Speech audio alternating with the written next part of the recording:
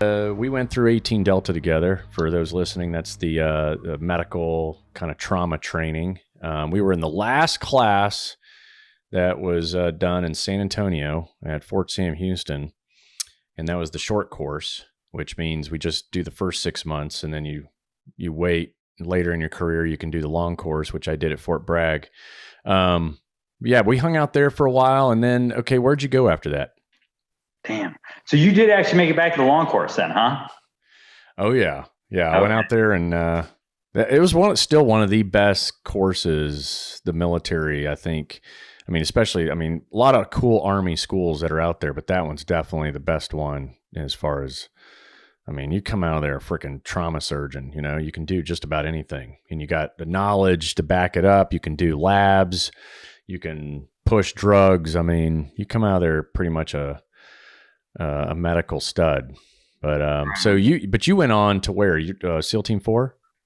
Yeah, basically out of the 18 Delta short course, I went out to SEAL Team 4, and I spent 6.5, almost 7 years out at Team 4, because I wanted to go to Team 4 because at the time that was like the hot team. I remember that back in the day. It's like, if anything's going to pop off in the world, it's going to be in South America. It's so unstable, and what a joke. You ended up at the right team because you actually ended up going to 3.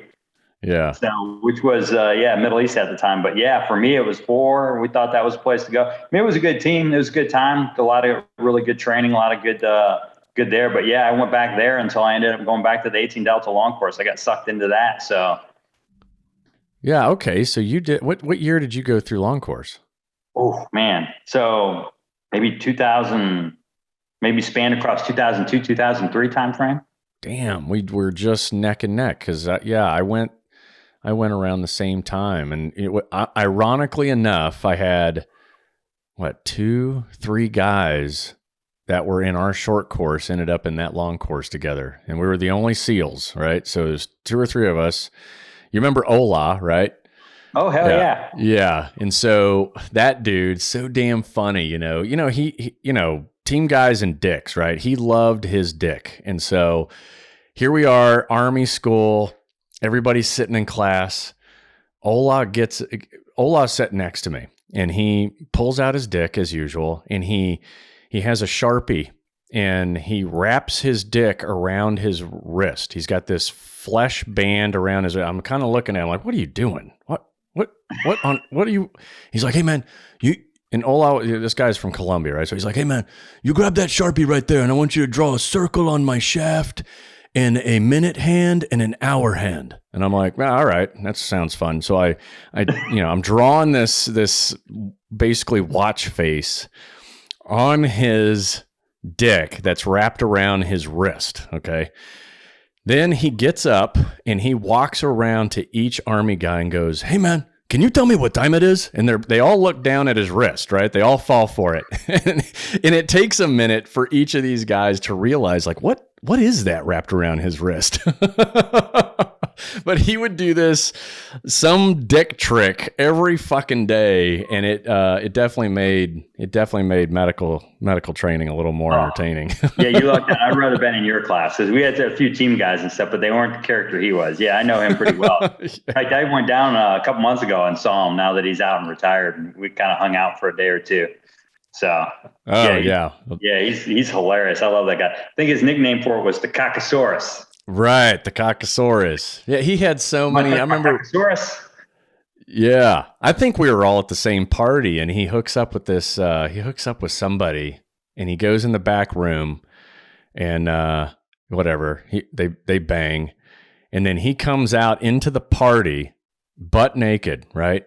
And there's like a red igloo cup full of beer sitting on the coffee table. He straddles the coffee table and dunks his dick into the cup, and then looks at the crowd and goes, "Cockosaurus was hungry." And then he turns around and goes back into the bedroom. It's like, what the fuck? This guy is nuts. But yeah, what a great dude. Yeah, he is.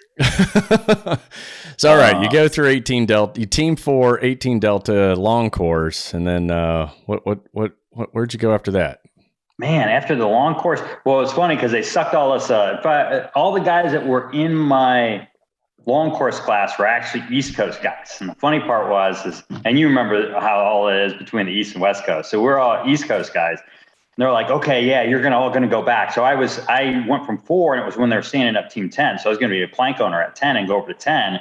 But then they force detailed me out to the 18 Delta course. And then they were like, but as you know, it's a PCS move. So all of us going there, like 5 guys are like, yeah. And you're going to go right back to your East Coast, and you're going to, because we all have houses and, we're all settled in there. Sure enough, as soon as we get there about 2 months into it, like, yeah, all you motherfuckers are going West Coast. Like, we're sending everybody West Coast. Everybody's like, oh shit. So some of the guys actually worked deals to try to get out of it and stuff. I didn't. So I ended up, I was like, fuck it, I'll just go back out West. So I ended up going to team 5 afterwards. That's right. It was funny because, you're like, oh fuck, man. Okay. Now I got to sell my house. I got to do all this shit, move out to the West Coast.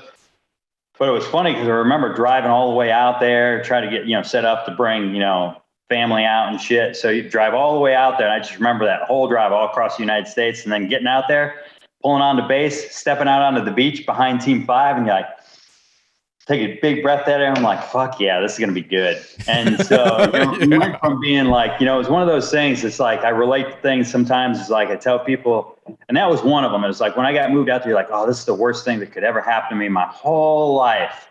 And then just as soon as I got back out there and on the beach and take that big breath of air, and you're like, this is going to be like the best thing that ever happened to me. You know what I mean? Yeah. So it was one of those things that you thought it was a bad deal. It ended up being a good deal. And you know what? I had a great time at team 4. In fact, one of the funny things is, I had a great time at team 5. And I actually ended up enjoying the West Coast a lot more than I actually did enjoy the East Coast too. So it ended up being a really good thing. And the funny thing is my first platoon that I did at 5. Do you know Tommy Crimmins? Yeah. Yeah, I was in his platoon. So I was in the famous Foxtrot platoon at team 5, referred to as Tommy's Criminals. Yeah. So the one that got disbanded like 2 weeks before deployment. Yeah. That was what was that? What was that for again? Oh man, what wasn't it for? The platoon was a complete fucking wild west. You know what I mean? It was like anything goes. Guys that, we're up at Bull Hill, guys are getting fist fights, tear apart the kitchen all night long in the middle of the night, fucking passing out on the porches and shit. Next morning, get up for training. Everybody be like, yeah, you'd be hungover, but after breakfast, everybody's ready to go for training, get back out and just fucking kick ass on training. So the whole thing, I mean, it was a crazy fucking platoon, but we ended up getting disbanded after all that shit. Because the CEO would be like, I've just had enough of you fucking guys.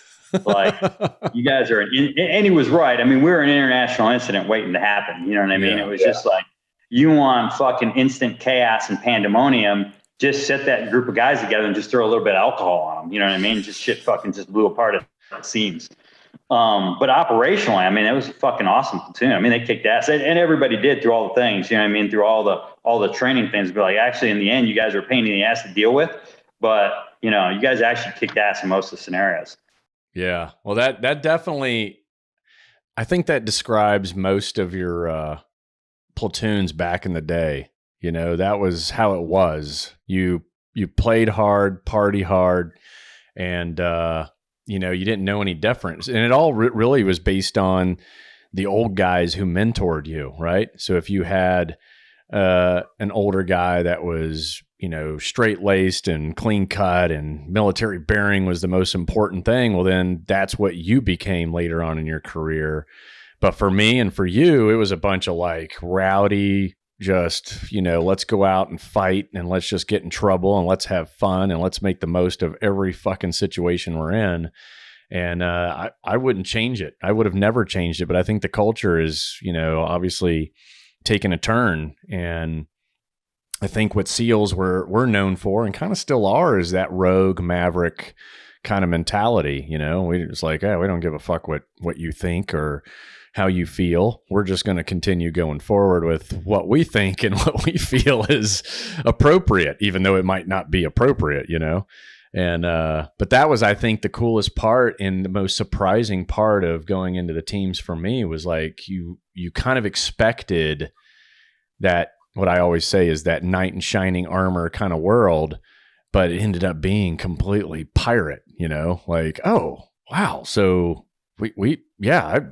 being all clean cut or, certainly when it came to operations and when it came to work, you worked hard and you did everything to the best of your ability. But outside of that, all that like typical military stuff wasn't as important there or at that time as it is now and in other units, right? I mean, and I think that's what made it such a great place to work, is that you could still be you, and we weren't robots. And I think it also showed in just, if you took a bunch of team guys back in the day and said, all right, we're going to go out tonight, and you stood them up, not one guy would be uniform, right? You'd have mixed and match camis, you know, especially desert operations. You wore dark pants and a light top, or light pants and a dark top to blend in with the horizon line.